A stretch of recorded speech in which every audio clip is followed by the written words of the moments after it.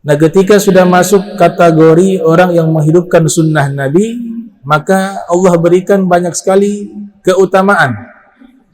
Di antaranya kelak dia bersama Nabi sallallahu alaihi wasallam di dalam surganya Allah Subhanahu wa taala. Man ahya sunnati faqad ahyani wa man ahyani kana ma'i fil jannati. Nabi bersabda sallallahu alaihi wasallam, siapa orang yang menghidupkan sunnahku, maka dia sungguh telah menghidupkan aku. Dan siapa yang telah menghidupkan aku, kelak dia bersamaku di dalam surga, kata Rasul sallallahu alaihi wasallam.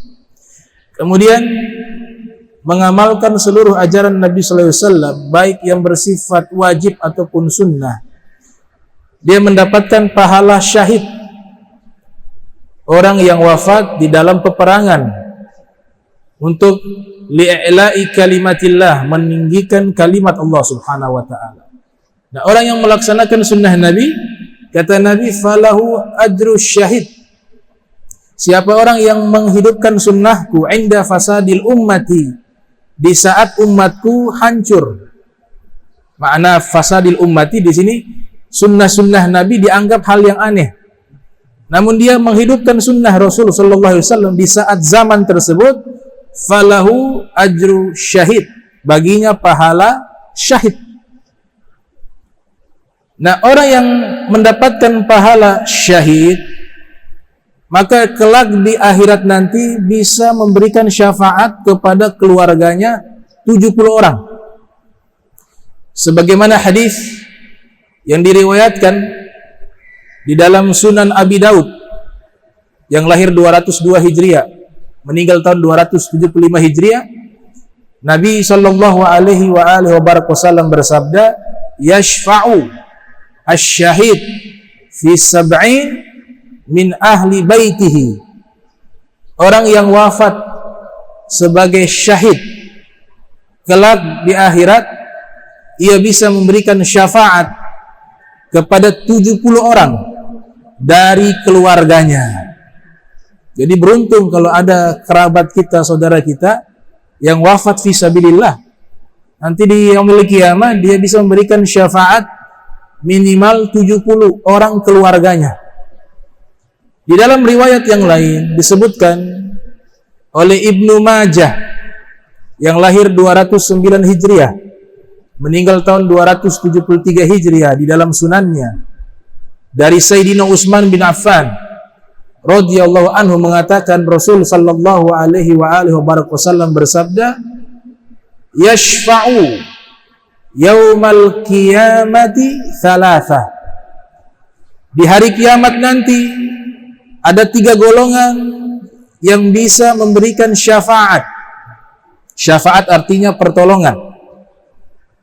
Yang pertama, al-anbiya'u, tentu para nabi, para rasul.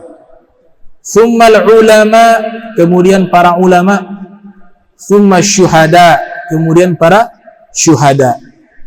Beberapa riwayat yang lain mengatakan hamalatul Quran. Orang-orang yang menghafal Al-Quran juga diizinkan untuk memberikan syafaat kepada keluarganya. Al-ulama fauqa syuhada. Syafaatnya para ulama lebih tinggi dari syuhada. Maka syafaatnya ulama itu lebih dari 70. Kalau syuhada 70 orang keluarganya, para ulama lebih dari 70. Para nabi, para rasul tidak terhitung syafaat yang mereka berikan kepada kaum muslimin di yaumil qiyamah. Syafaat di dalam Al-Quranul Karim, Allah Subhanahu wa ta'ala menyebutkan sebanyak 25 kali kata syafaat. Di dalam Al-Quran, Allah Subhanahu wa ta'ala menyebutkan sebanyak 25 kali. Di antaranya di surat Thaha, Allah Subhanahu wa ta'ala berfirman, yauma idzin la tanfa'u syafa'ah illa man adzina lahu rahman wa radiya lahu qawla. Di hari kiamat syafaat itu tidak bermanfaat. La tanfa'u syafa'ah, ada illah kecuali man adzina lahu ar-Rahman, orang yang diizinkan oleh Allah yang Maha Penyayang untuk memberikan syafaat. Wa radiyallahu qaula, dan Allah ridho kepada ucapannya. Ini secara umum maknanya adalah para ulama, para syuhada, para hamalatul Quran. Namun secara khusus orang yang diizinkan oleh Allah memberikan syafaat di yaumil qiyamah hanya satu orang, yaitu Nabi Muhammad sallallahu alaihi wasallam. Lewat izinnya beliau baru para nabi bisa memberikan syafaat. Sehingga Nabi kita Muhammad sallallahu alaihi wasallam beliau mengatakan dalam hadis yang sahih, ana awwalu syafi' wa awwal musyaffa'. Saya orang pertama yang memberikan syafaat dan saya orang pertama yang diizinkan memberikan syafaat atau diberikan syafaat oleh Allah Subhanahu wa ta'ala. Oleh sebab itu, syafaat ini kita butuh. Seluruh manusia, bahkan iblis sekalipun, ketika melihat syafaat yang Nabi berikan kepada kaum muslimin, iblis di dalam benaknya terlintas mendapatkan syafaat Rasul SAW. Saking besar syafaat yang Allah berikan kepada Nabi dan Nabi berikan kepada umatnya, iblis juga berharap dan berprasangka bahwa Nabi akan memberikan syafaat kepada iblis. Maka hikmah dibelahnya dada Nabi itu dikeluarkan rahmat kepada iblis di yaumil qiyamah. Ma'akhrajal amlak min qalbihi adha walakinnahum zaduhu tuhran ala tuhri. Malaikat tidak mengeluarkan hati Nabi karena hati Nabi ada kotoran, tidak. Tapi malaikat mengeluarkan hati Nabi, menambah hati Nabi yang suci bertambah suci. Al-Imam Al-Qastalani dalam kitabnya Al-Mawahibul Laduniyah, beliau mengatakan hikmah yang lainnya adalah mengeluarkan rahmat dalam hati Nabi yang terlalu besar sehingga iblis juga kebagian rahmat Rasulullah SAW. Maka dikeluarkan itu di dalam hati Nabi Muhammad sallallahu alaihi wasallam. Ada kitab membahas khusus tentang syafaat, disusun oleh Dr. Nasir. Judul kitabnya Asy-Syafa'atu 'inda Ahli Sunnah wal Jamaah. Al-Imam As-Suyuti yang lahir 849 Hijriah, meninggal tahun 911 Hijriah, punya kitab namanya Al-Budurus Safirah. Dalam kitab Al-Budurus Safirah ada bab khusus tentang syafaat Nabi Muhammad SAW dan juga jenis-jenis syafaat Nabi SAW. Sehingga beliau awali dengan judul bab Al-A'mali Al-Mujabah li Syafaati An-Nabi sallallahu alaihi wasallam. Bab membahas amalan-amalan yang pasti dengan amalan tersebut kita mendapatkan syafaat Rasulullah sallallahu alaihi wasallam. Saking pentingnya syafaat, para ulama yang tingkatannya wali sekalipun mereka tidak merasa memiliki amal. Bahkan mereka berharap di yaumil qiyamah harapannya hanya satu, yaitu dapat syafaat Nabi Muhammad sallallahu alaihi wasallam.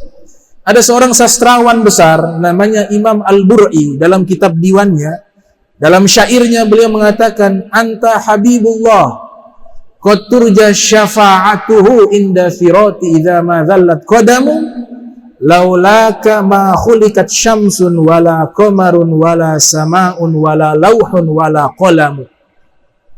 Engkau adalah kekasih Allah, anta habibullah qad turja syafa'atuhu, yang diharapkan syafaatmu di saat menyeberangi jembatan Sirat. Laulaka ma khuliqat syamsun wala qamarun wala samaun wala lauhun wala qalam.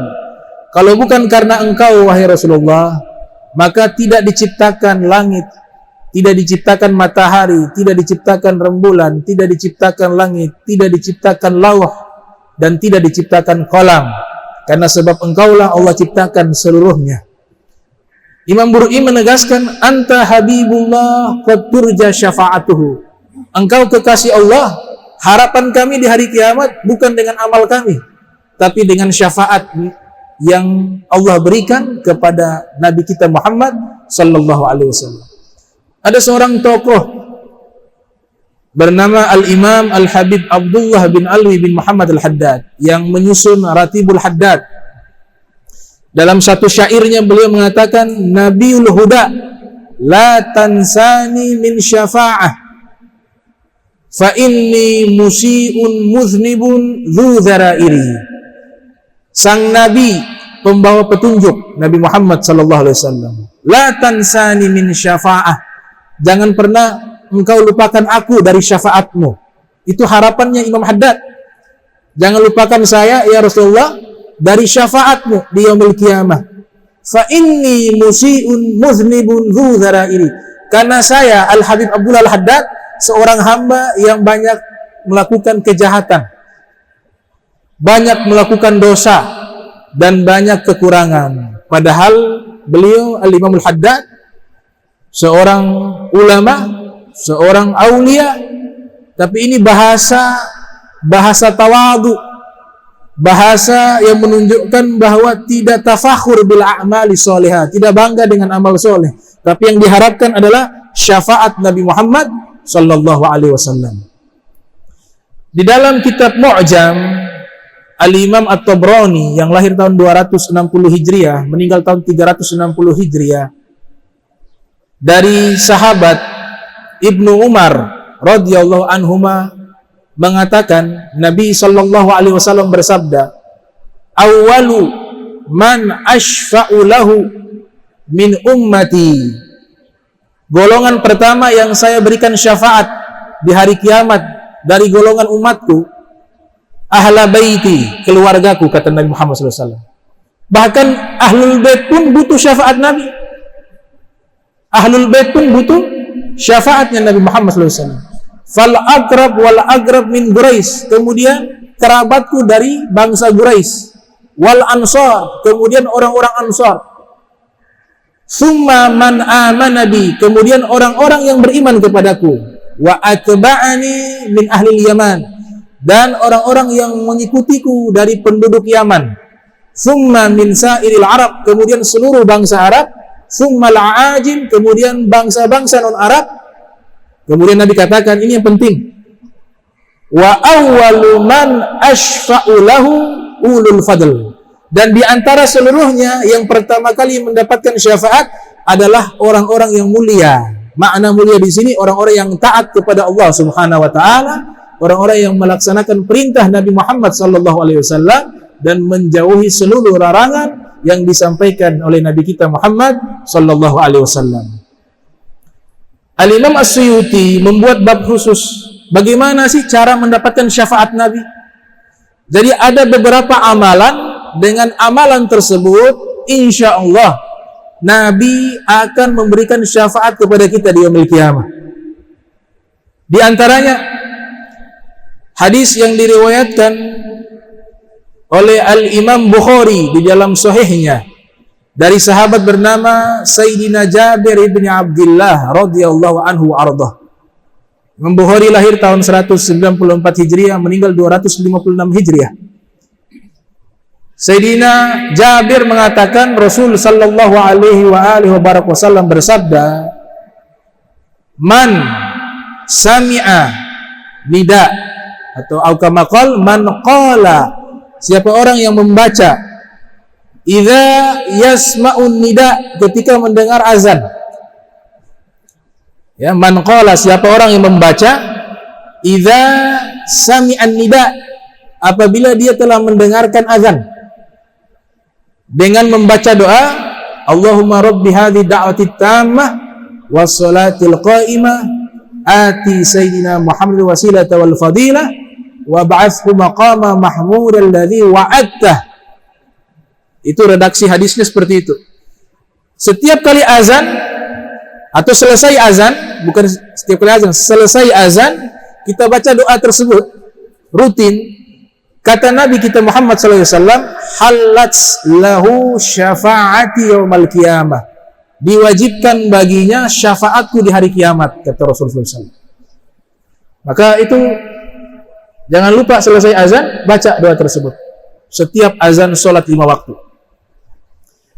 Yang kedua, orang-orang yang mendapatkan atau amalan-amalan yang membuat kita mendapatkan syafaat Nabi Muhammad SAW, yakni meninggal di kota Madinah Al-Munawwarah, dikuburkan di kota Madinatul Munawwarah. Kenapa mereka yang dikuburkan di Madinatul Munawwarah, khususnya di Baqi, mendapatkan syafaat Rasul SAW? Karena Nabi kuburannya di situ. Dan Nabi yang bangkit pertama kali, orang-orang yang ada di sekitar itu yang mendapatkan syafaat Rasulullah SAW pertama kali. Ada sebagian ulama mengatakan tempat tidak menjadi masalah, walaupun dia jauh, tapi punya kedekatan spiritual dengan Nabi Muhammad SAW, maka orang tersebut juga bisa mendapatkan syafaat Nabi Muhammad SAW. Nah, ini hadis disebutkan oleh Al-Imam At-Tirmidzi yang lahir 209 Hijriah, meninggal tahun 279 Hijriah. Juga disebutkan oleh Ibnu Majah yang lahir 209 Hijriah, meninggal 273 Hijriah. Juga disebutkan oleh Al-Imam Baihaqi yang lahir 384 Hijriah, meninggal 457 Hijriah. Di dalam kitab mereka dari sahabat bernama Abdullah bin Umar radhiyallahu anhuma mengatakan Rasulullah sallallahu alaihi wasallam bersabda, "Man istata'a ayyamuta bil madinati falyamut biha fa inni ashfa'u liman yamutu biha." Siapa yang mampu meninggal di kota Madinah, maka meninggallah di sana. Maknanya juga kalau memang dikuburkan, meninggal di sana, dikuburkan, jangan cari tempat lain. Di situ saja. Tidak usah bawa ke Indonesia. Karena ada sebagian sudah meninggal susah di Madinah, lagi umroh. Di antara saya punya paman, Hal Faiz. Waktu umroh saya punya paman meninggal di Madinah, lagi umroh. Ini yang tidak paham suruh bawa pulang ke Ternate. Saya bilang, sudah dikasih harta, dikasih ini satu keutamaan besar. Nabi katakan orang yang dikuburkan di Madinah dapat syafaat Nabi secara khusus. Akhirnya terjadi musyawarah, dikuburkan di Madinatul Munawwarah. Nabi katakan, siapa orang yang mampu meninggal di Madinah, maka meninggallah di sana. Karena sesungguhnya saya, Rasul SAW, akan memberikan syafaat khusus kepada orang yang meninggal di kota Madinatul Munawwarah. Dan memang yang dikuburkan di kota Madinatul Munawwarah tidak sembarangan, dipilih oleh Allah. Ada gurunya Imam Ghazali, Al-Imam Ghazali, Hujjatul Islam, punya guru namanya Imam Haramain. Al-Imam Haramain pernah mengontrak satu rumah ketika melaksanakan haji atau umroh. Saya lupa apakah haji atau umroh. Yang pasti Imam Haramain ini kontrak satu rumah di kota Madinah berhadapan dengan makam Baqi di zaman itu. Beliau kurang lebih lahir tahun 419 Hijriah, meninggal 478 Hijriah. Namanya Imam Haramain atau Imam Juwaini, pengarang kitab Al-Burhan. Di malam hari beliau duduk di teras rumahnya, persis menghadap ke makam Baqi, mungkin sambil zikir. Tiba-tiba beliau melihat ada seekor unta memikul jenazah bertumpuk-tumpuk. Orang tersebut berpakaian putih. Dan Imam Zuhairi memperhatikan, ternyata orang tersebut masuk ke Baqi, kuburan dibongkar. Dikeluarkan tu jenazah, ditumpuk di atas unta. Sampai itu jenazah bertumpuk-tumpuk di atas unta. Setelah itu dibawa pergi, dituntun dengan unta tersebut, jenazah dibawa pergi keluar kota Madinah. Imam Haramain mengikuti. Ketika sudah di luar kota Madinah, di situ sudah ada kuburan, dimasukkan jenazah ke dalam, dikuburkan. Maka orang ini pun pergi menghilang, entah kemana. Imam Juwaini besok harinya menyelidiki apakah benar itu kuburan yang sudah dibongkar tadi malam. Diselidiki, ternyata benar itu ada beberapa kuburan sudah terbongkar. Dicari tahu, ternyata orang-orang yang dikuburkan di Baqi yang jenazahnya dikeluarkan dari kota Madinah, ternyata di antara mereka ini ada yang meninggalnya tidak baik, bukan orang baik. Ada yang meninggalnya karena khamar, ada yang durhaka sama orang tuanya, pokoknya bukan orang-orang baik. Maka Imam Haramain teringat dengan hadis Nabi Muhammad SAW, innamal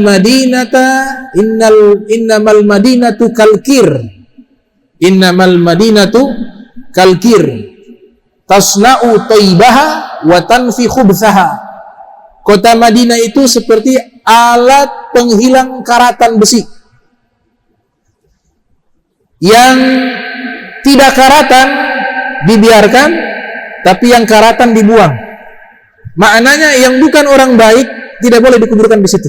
Allah perintahkan malaikat membongkar, membawa jenazahnya keluar, dikuburkan di luar kota Madinah. Sehingga Baqi itu tidak sembarangan orang yang dikuburkan di situ. Ada istilahnya taman surga.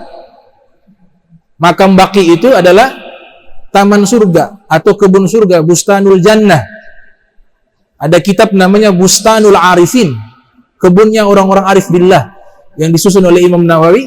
Di situ ada pendapat tentang kuburan Baqi itu adalah kebun surganya Allah Ta'ala di dunia.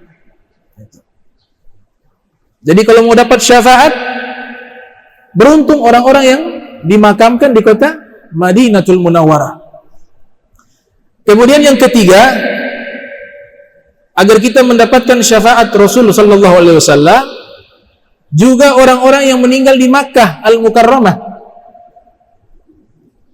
Di kota Makkah juga orang yang meninggal di situ juga mendapatkan syafaat berdasarkan hadis Nabi Muhammad sallallahu alaihi wasallam yang diriwayatkan oleh Al-Imam At-Tabrani dalam Mu'jamnya dari Salman Al-Farisi.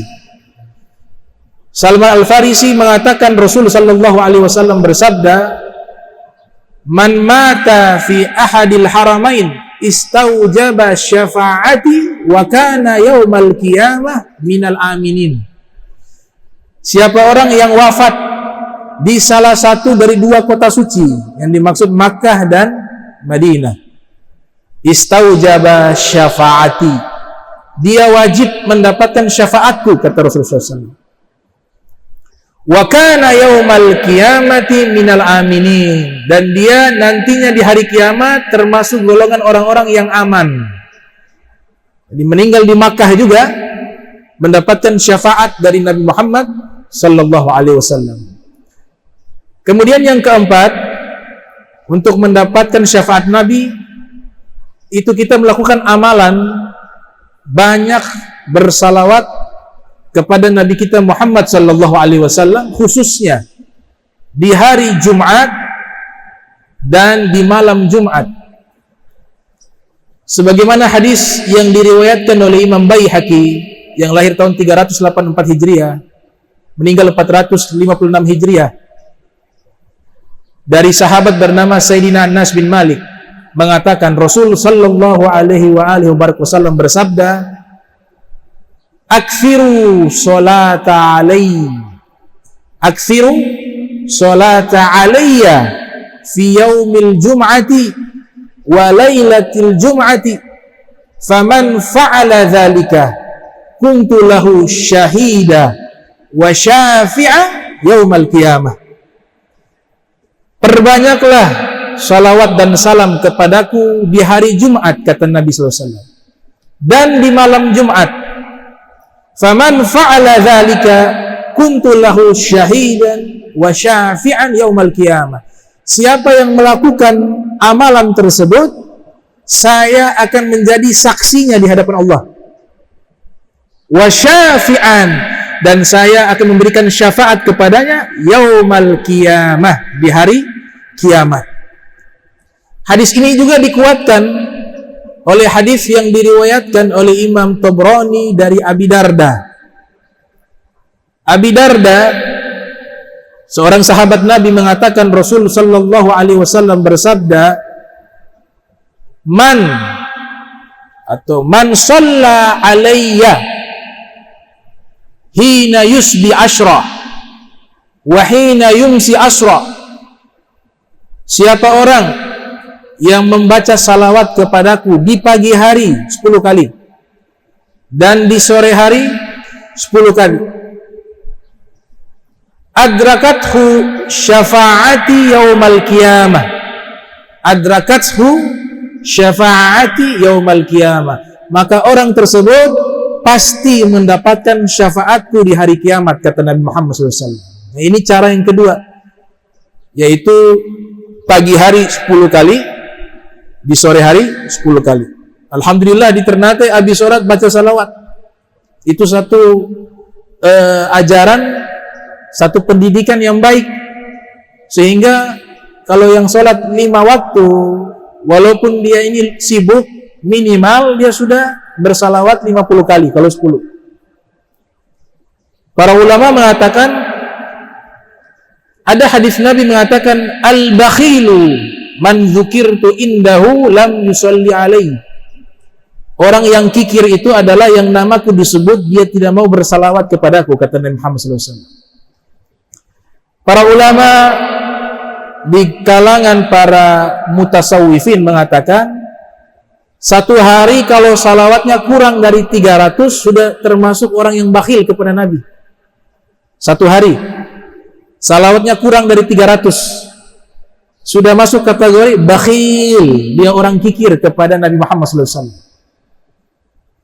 Karena salawat ini gratis, tidak susah. Bahkan dikatakan walaupun tidak khusyuk tetap dapat pahala, apalagi khusyuk. Sehingga ada hadis Nabi katakan, man shalla alayya salatan sallallahu alaihi biha asyra. Siapa yang bersalawat kepadaku 1 kali, Allah membalas kepadanya 10 kali. Di dalam kitab Al-Fawaidul Mukhtarah ada ulama bernama Al-Imam Abdul Wahab Asy-Sya'rani yang lahir tahun 898 Hijriah, meninggal 973 Hijriah, pernah bermimpi. Juga dikutip dalam kitab Ru'yan Nabi SAW, mimpi Nabi Muhammad SAW.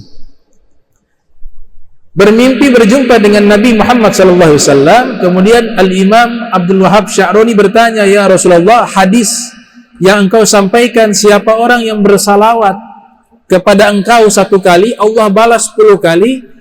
Yang saya mau tanyakan, ini yang salawatnya khusyuk atau yang tidak khusyuk? Yang dapat 10 kali salawat dari Allah. Maka Nabi kita Muhammad SAW menjawab, itu yang tidak khusyuk.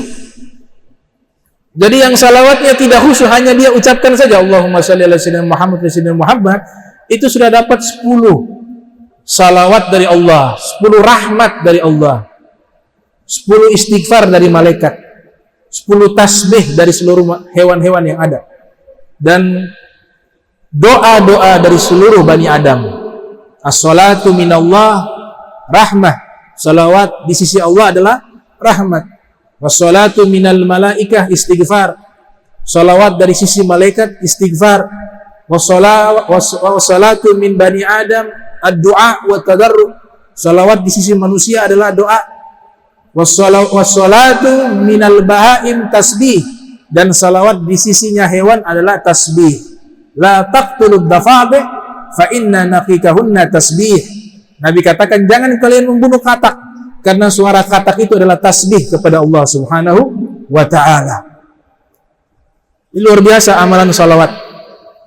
Jadi yang mendapatkan syafaat yang pasti Nabi kasih setiap hari Jumat dan malam Jumat, dia banyak bersalawat kepada Nabi Muhammad sallallahu alaihi wasallam. Kemudian di hari Jumat ataupun di malam Jumat juga ada amalan-amalan lainnya. Sebagaimana hadis yang diriwayatkan oleh Imam Al-Hakim dalam kitab Mustadrak, yaitu membaca surat Al-Kahfi. Nabi kita Muhammad sallallahu alaihi wasallam bersabda, man qara'a surat Al-Kahfi fi yaumil jum'ah, riwayat yang lain fi lailati jum'ah, siapa yang membaca surat Al-Kahfi di hari Jumat atau di malam Jumat, adha'a lahu min nurih ma baina jum'atain, maka Allah akan memberikan cahaya kepadanya di antara dua Jumat yang lainnya.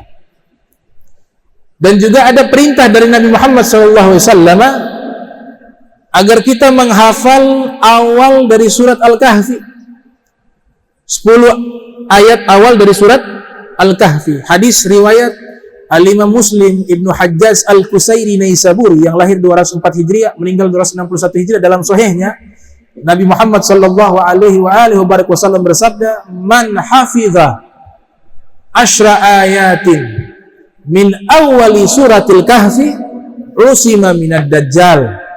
Siapa orang yang menghafal 10 ayat di awal surat Al-Kahfi, maka dia akan dijaga dari fitnah Dajjal. 10 ayat. Kemudian membaca Yasin juga setiap malam punya fadilah.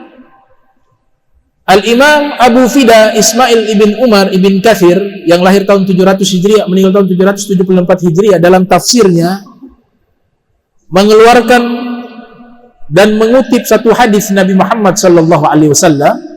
Nabi bersabda, "Man qara'a Yasin fi kulli lailatin," fi riwayat ukhra, "fi lailatin asbaha maghfuran lah."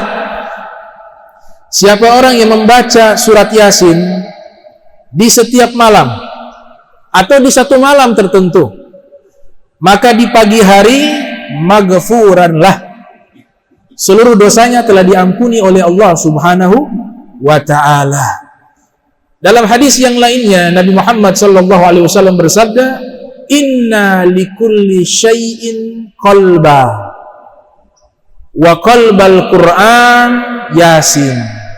Sesungguhnya segala sesuatu punya hati, dan hati daripada Al-Quran adalah surat Yasin. Dalam Sahih Ibni Hibban, dan beliau mensahihkan hadis ini, saking pentingnya surat Yasin, beliau riwayatkan satu hadis yang sahih dari Nabi Muhammad SAW. Nabi bersabda, "Iqra'ul Yasin ala mautakum." Bacalah surat Yasin kepada orang yang wafat di antara kalian. Al-Imam Ibnu Zawziyah Al-Qayyim yang lahir 691 Hijriah, meninggal tahun 751 Hijriah, dalam kitabnya Ar-Ruh, beliau menjelaskan makna daripada hadis tersebut, yakni dibacakan di saat sakratul maut, atau sudah meninggal, atau sudah dikuburkan. Itu kata Ibnu Zawziyah Al-Qayyim. Di dalam Musnad Ahmad bin Hanbal diriwayatkan ada salah satu seorang sahabat Nabi Muhammad SAW menjelang wafat, tapi beliau dalam keadaan sekarat, belum meninggal. Akhirnya beliau minta tolong kepada hadirin yang hadir di antara sahabat-sahabatnya, "Siapa di antara kalian yang saya minta tolong bisa membaca Yasin kepada saya?" Maka ada salah seorang di antara mereka membaca surat Yasin. Falamma balaga arba'in, tatkala sampai ayat ke-40 meninggal dunia. Ayat ke-40 meninggal dunia. Imam Ahmad bin Hanbal meriwayatkan dalam kitab Musnad, qala suyukh, guru-guru kami berkata, "Man quri'a Yasin," siapa yang dibacakan surat Yasin, "inda," di saat dalam keadaan mau meninggal, khuffifa anhu, diringankan ruhnya tercabut dari jasad. Khuffifa anhu, diringankan ruhnya tercabut dari jasad. Dan biasanya sampai ayat 40 meninggal dunia. Itu pernyataan yang ada dalam kitab Musnad Imam Ahmad bin Hanbal yang lahir 164 Hijriah, meninggal 241 Hijriah, di dalam musnadnya. Kemudian amalan lainnya yang dengan kita melakukan amalan tersebut mendapatkan syafaat Nabi Muhammad SAW, yakni ziarah ke makam Nabi Muhammad SAW. Kemudian ketika ziarah bukan hanya sekedar ziarah, Tapi kita berdoa kepada Allah dan meminta kepada Nabi agar jangan lupakan kami untuk kau berikan syafaat di hari kiamat. Tapi kalau ziarah dalam hatinya menganggap sudah Nabi jadi tanah, Nabi sudah jadi bangkai, maka walaupun dia ada di hadapan kuburan Nabi, mahjub, terhalang dia. Tapi kalau dia datang dengan keyakinan dalam hati, para Nabi ini istimewa, mereka di kuburan berbeda dengan orang biasa.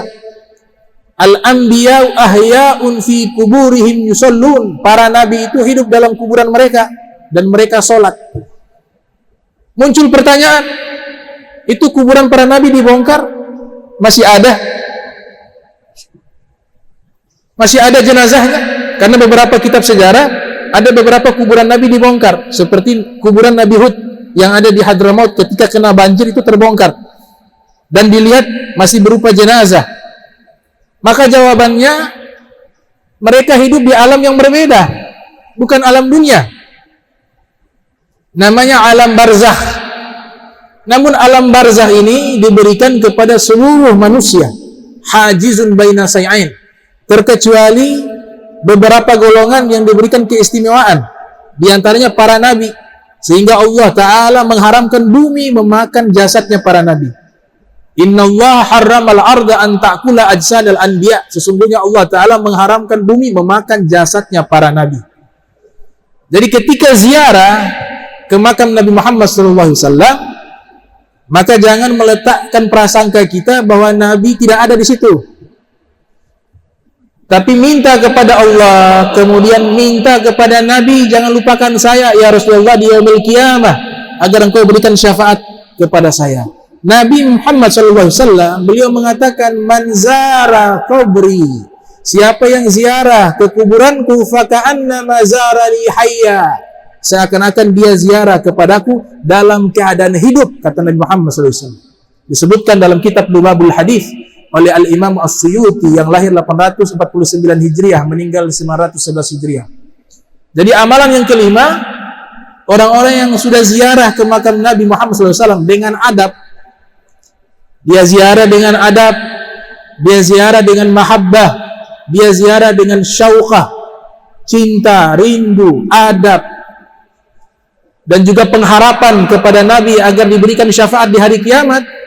Nabi Muhammad sallallahu alaihi wasallam beliau bersabda, man zara qabri wajabat lahu syafaati.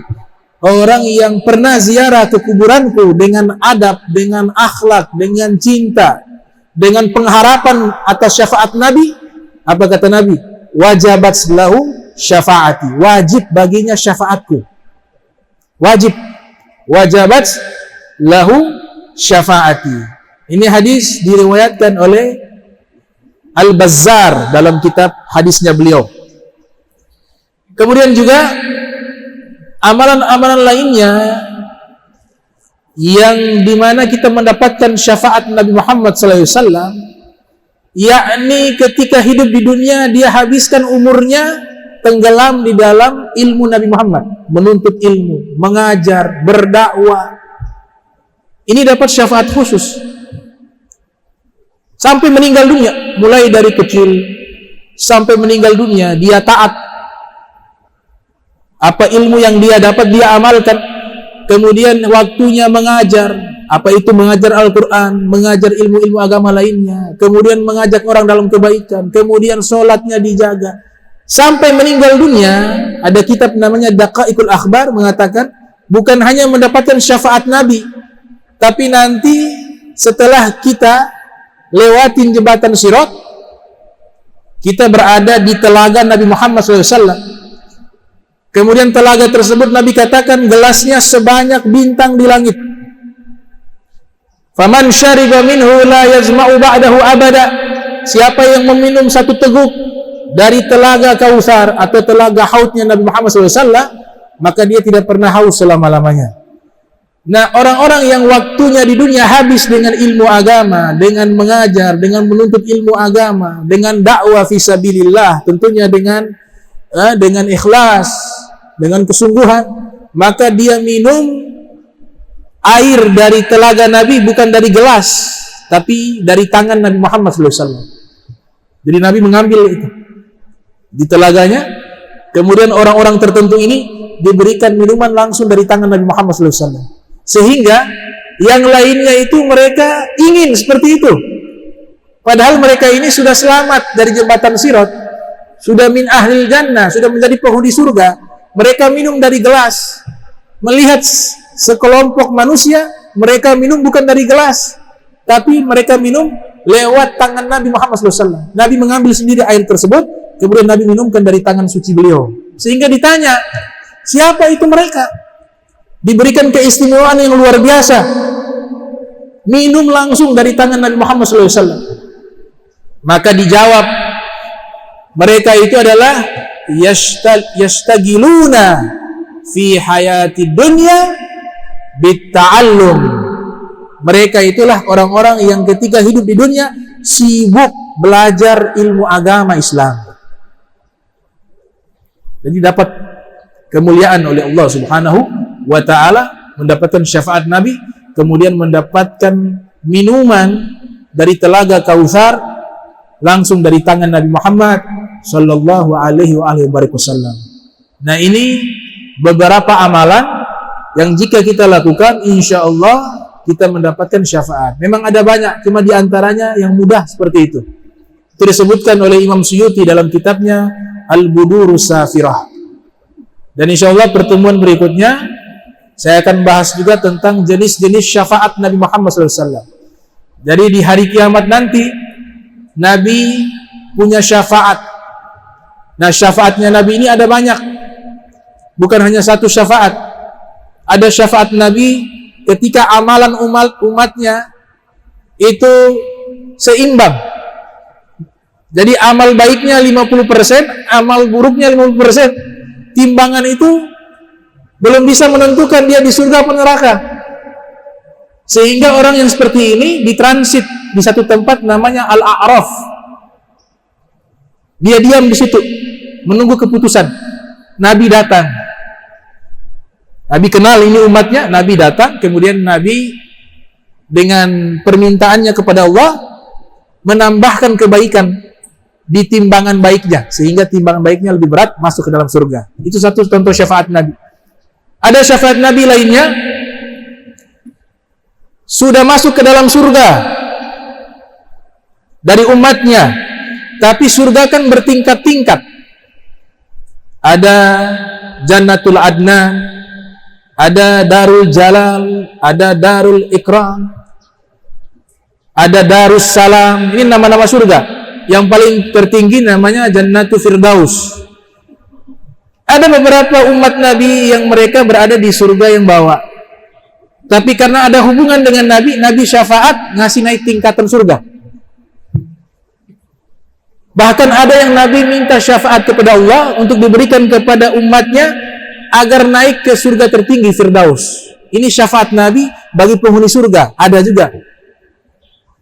Ada syafaat Nabi kepada seluruh manusia, seluruh makhluk, manusia dan jin.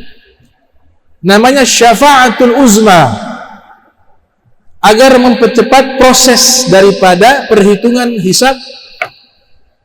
Maka Nabi meminta syafaat tersebut bagi seluruh manusia, baik manusia dan jin. Ada syafaat Nabi sudah masuk neraka. Ada di antara umat beliau ada yang masuk neraka. Beliau teringat kepada fulan bin fulan yang ada di neraka, beliau masuk, selamatkan dia. Ditarik masuk ke surga, padahal sudah dalam neraka. Ini tergantung bagaimana kuatnya hubungan kita dengan Nabi Muhammad SAW. Sampai dikatakan ada satu orang terakhir dari umat Nabi Muhammad, sisa satu orang di dalam neraka, diazab sampai hangus. Nabi Muhammad SAW beliau pernah mengatakan, wallahi lan arda wa wahidun min ummati finnar. Allah menyatakan, wala sawfa yu'tika rabbuka fatarda. Saya akan berikan kepadamu, wahai Rasulullah, segala sesuatu hingga engkau senang, engkau ridho. Kata Nabi, wallahi ya Allah, demi Allah ya Allah, lan ardo, saya tidak pernah bisa senang, tidak pernah bisa ridho, tidak pernah bisa bahagia, wa wahidun min ummati finnar, kalau masih ada satu orang dari umatku berada dalam neraka, kata Nabi Muhammad SAW. Sehingga Nabi sudah masuk surga, sudah duduk di atas singgasananya beliau sambil menikmati makanan surga. Karena fikirannya Nabi, seluruh umatnya sudah masuk surga. Ternyata malaikat Jibril jalan-jalan mampir ke neraka, bertemu dengan malaikat penjaga pintu neraka, malaikat Malik. Di saat terjadi obrolan malaikat Jibril dengan malaikat Malik, malaikat Jibril juga berpikir umat Nabi Muhammad sudah tidak ada di dalam neraka, semuanya sudah masuk surga. Ternyata di tengah-tengah obrolan malaikat Jibril dengan malaikat Malik, terdengar suara di dalam neraka. Wa Muhammadah, wa Muhammadah, wa Muhammadah. Wahai Nabi Muhammad, di mana engkau? Masih ada saya, tersisa satu orang. Maka Jibril mendengar suara tersebut, bertanya kepada malaikat Malik, itu siapa? Malaikat Malik mengatakan, ini mungkin yang tersisa satu orang dari umat Nabi Muhammad dalam neraka. Maka malaikat Jibril masuk ke dalam surga, pergi masuk ke dalam surga. Nabi Muhammad SAW ketika itu sedang menikmati makanan surga. Malaikat Jibril datang mengatakan, ya Rasulullah, masih ada satu orang dari umatmu di dalam neraka. Nabi buang itu makanan semuanya. Kemudian Nabi lari sambil menangis dan sujud kepada Allah Ta'ala. Kemudian Allah Ta'ala menyatakan, ya Muhammad, is'al tu'ta irfa ra'sak. Wahai Nabi Muhammad, minta, aku kasih, angkat kepalamu, apa yang kau inginkan? Kata Nabi Muhammad SAW, ya Allah, saya ingin pergi ke neraka untuk menyelamatkan satu orang dari umatku yang masih tersisa dalam neraka. Maka Allah izinkan Nabi Muhammad SAW bersama malaikat Jibril, mereka datang ke dalam neraka, selamatkan hanya satu orang dari umat Nabi Muhammad SAW. Untuk diselamatkan beliau, dimasukkan ke dalam surganya Allah Subhanahu wa Ta'ala. Setelah itu Nabi mengatakan, ardo ya Rob, sekarang saya sudah ridho ya Allah, saya sudah bahagia sekarang, saya sudah tenang sekarang. Ini kasih sayang Nabi Muhammad sallallahu alaihi wasallam kepada umat.